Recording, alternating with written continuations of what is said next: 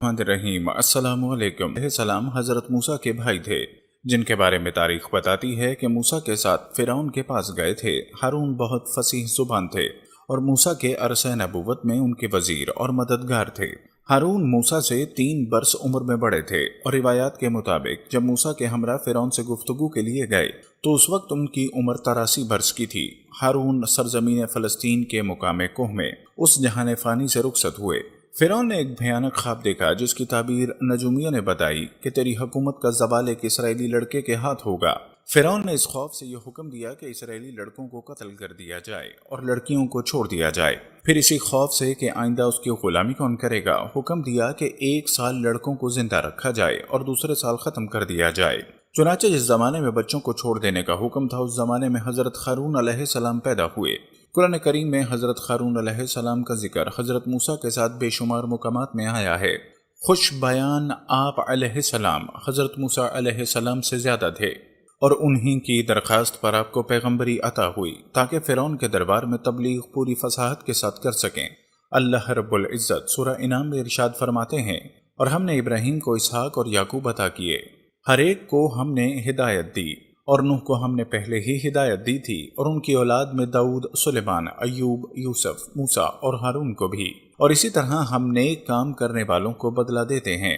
इसी तरह अल्लाह रब्बुल इज़्ज़त सूरह साफ़ात में भी बयान फरमाते हैं, और बेशक हमने मूसा और हारून पर भी एहसान किया। अल्लाह रब्बुल इज़्ज़त की तरफ से जब तुवा की मुक़द्दस वादी में हज़रत मूसा नबूवत से सरफराज किए जा रहे थे तो हज़रत मूसा ने अल्लाह से अपने भाई हारून को अपना बाजू बनाने और नबूवत अता करने की दरख्वास्त की, जो कबूल कर ली गई, क्योंकि मूसा की ज़बान में बचपन ही से हकलापन था।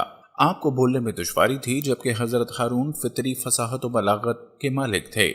इसी तरह हारून अलैहिस्सलाम को भी नबूवत अता हुई। इस मुकालमे को अल्लाह रब्बुल इज़्ज़त सूरह तौहा में बयान फरमाते हैं, और मेरे लिए मेरे ख़ानदान ही के एक फ़र्द को मददगार मुकर्रर कर दीजिए, यानी हारून को जो मेरे भाई हैं, उनके ज़रिए मेरी ताकत मजबूत कर दीजिए और उनको मेरा शरीके कार बना दीजिए ताकि हम कसरत से आपकी तस्बीह करें। अल्लाह ने फरमाया, मूसा तुमने जो कुछ मांगा है तुम्हें दे दिया गया। तुम और तुम्हारे भाई दोनों मेरी निशानियां लेकर जाओ और मेरा जिक्र करने में सुस्ती न करना। दोनों फ़िरौन के पास जाओ, वो हद से आगे निकल चुका है।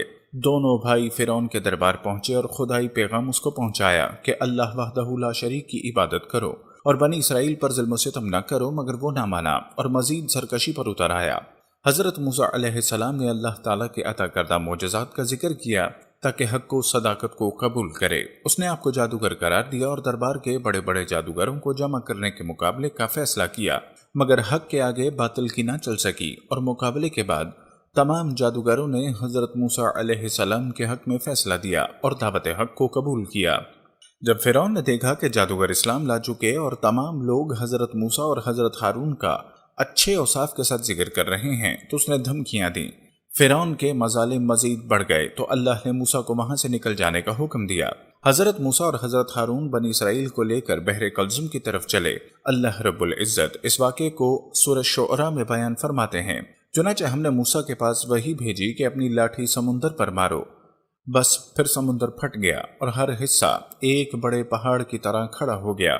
मूसा ने दरिया पर रसा मारा तो खुश्क रास्ता निकल आया और बनी इसराइल उस पर चलते हुए दरिया पार चले गए।